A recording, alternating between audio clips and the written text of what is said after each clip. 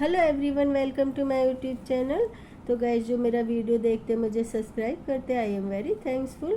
तो गाइज 12 तारीख को देवोत्थान एकादशी के दिन ही खाटू श्याम जी का जन्मदिन भी है और आप सभी भक्तों को खाटू श्याम जी के जन्मदिन की ढेर सारी शुभकामनाएं। एवं राजस्थान के सीकर जिले में श्री खाटू श्याम जी का प्रसिद्ध मंदिर है और खाटू श्याम जी बाबा के अनगिनत भक्त हैं। खाटू श्याम जी का असली नाम बर्बरिक है और महाभारत की एक कहानी के अनुसार बर्बरिक अर्थात खाटू श्याम ने राजस्थान के खाटू नगर में शीश का दान किया था, इसलिए इनका नाम खाटू श्याम जी के नाम से प्रसिद्ध हुआ और वर्तमान में खाटू नगर सीकर जिले के नाम से जाना जाता है। और खाटू श्याम बाबा जी कलयुग में कृष्ण के अवतार के रूप में माने जाते हैं। खाटू श्याम जी की कहानी इस प्रकार है।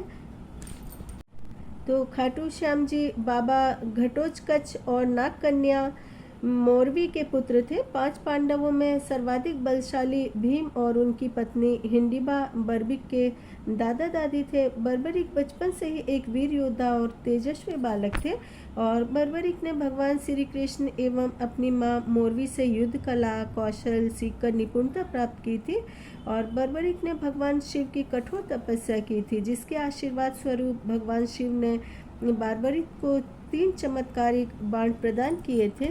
इसी कारण बर्बरिक का नाम 3 बाणधारी के रूप में भी प्रसिद्ध हुआ। एवं भगवान अग्निदेव ने बर्बरिक को एक दिव्य धनुष प्रदान किया था, जिससे कि वे तीनों लोकों पर विजय पाने में समर्थ थे। और जब कौरव पांडवों का युद्ध होने की सूचना बर्बरिक को मिली तो उन्होंने भी युद्ध में भाग लेने का निर्णय लिया और बर्बरिक अपनी मां का आशीर्वाद लेकर और उन्हें हारे हुए पक्ष का साथ देने का वचन देकर निकल पड़े और इसी वचन के कारण उन्हें हारे का सहारा बाबा श्याम हमारा, भक्तों के भजन प्रार्थना इत्यादि के नाम से प्रसिद्ध हुआ। और जब बर्बरिक जा रहे थे तो उन्हें मार्ग में एक ब्राह्मण मिला और ये ब्राह्मण कोई और नहीं भगवान श्री कृष्ण थे, जो कि बर्बरिक की परीक्षा लेना चाहते थे।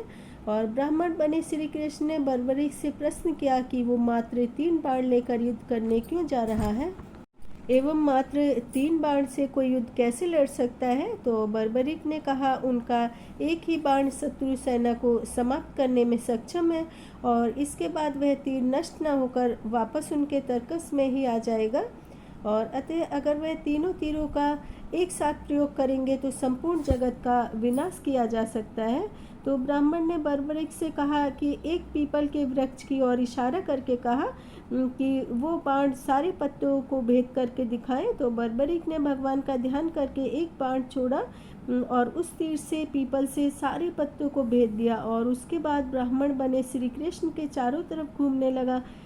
दरअसल भगवान कृष्ण ने एक पत्ता अपने पैर के नीचे छुपा लिया था। तो बर्बरिक समझ गए कि तीर उसी पत्ते को भेदने के लिए ब्राह्मण के पैर के चक्कर लगाने लगे। तो बर्बरिक बोले, हे ब्राह्मण, आप अपना पैर हटा लीजिए, नहीं तो यह तीर आपके पैर को भेद देगा।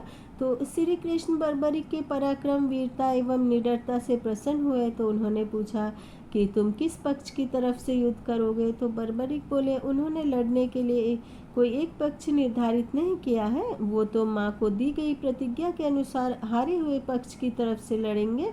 और श्री कृष्ण बर्बरिक की प्रतिज्ञा सुनकर चिंतित हो गए, क्योंकि बर्बरिक के इस वचन के बारे में कौरव जानते थे और कौरवों ने योजना बनाई थी कि युद्ध के पहले दिन वो कम सेना के साथ युद्ध करेंगे। इससे कौरव युद्ध में हराने लगेंगे, जिसके कारण बर्बरिक कौरवों की तरफ से लड़ने के लिए जाएंगे और उनके चमत्कारी तीर पांडवों का नाश कर देंगे। तो कौरवों की योजना विफल करने के लिए ब्राह्मण बने श्री कृष्ण भगवान जी ने बर्बरिक से एक दान देने का वचन मांगा। तो अब ब्राह्मण बने श्री कृष्ण जी ने कहा कि वचन के अनुसार मुझे दान में तुम्हारा शीश चाहिए। तो इस अनोखे दान की मांग सुनकर बर्बरिक चिंतित हो गए एवं समझ गए कि यह ब्राह्मण कोई सामान्य व्यक्ति नहीं है। तो बर्बरिक ने शीश झुकाकर कहा कि मैं अपने शीश का दान अवश्य करूंगा, लेकिन पहले आप अपने वास्तविक रूप में आए। तो भगवान कृष्ण अपने असली रूप में प्रकट हो गए। तो बर्बरिक बोले कि हे प्रभु, मैं अपना शीश दान करने के लिए वचनबद्ध हूँ।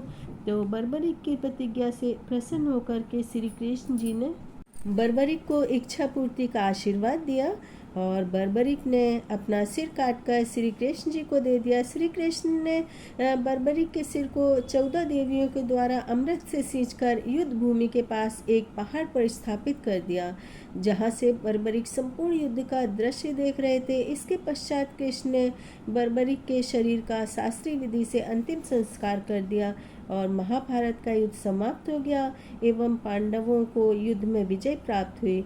और युद्ध में विजय के बाद पांडवों में बहस होने लगी कि इस युद्ध की विजय का श्रेय किसको प्राप्त होगा। तो श्री कृष्ण जी ने कहा कि क्योंकि बर्बरिक इस युद्ध के साक्षी रहे हैं, अतः इस प्रश्न का उत्तर उन्हीं से पूछो।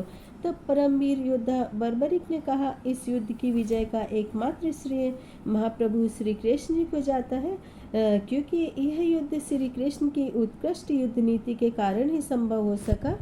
और बर्बरिक के उत्तम वचनों को सुनकर देवताओं ने बर्बरिक पर पुष्पों की वर्षा शुरू कर दी और श्री कृष्ण बर्बरिक की वीरता एवं साहस से अति प्रसन्न हुए एवं बर्बरिक को वचन दिया कि आज से आप मेरे श्याम नाम से जाने जाओगे और कलयुग में आप कृष्ण अवतार के रूप में पूजे जाओगे और अपने भक्तों की सभी मनोकामनाओं को पूरी करोगे।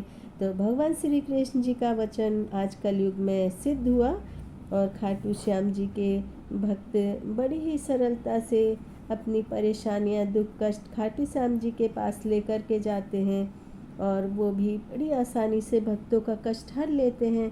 तो खाटू श्याम बाबा की महिमा अद्भुत है, अविस्मरणीय है। बाबा आप सभी भक्तों पर अपनी कृपा बनाए रखें।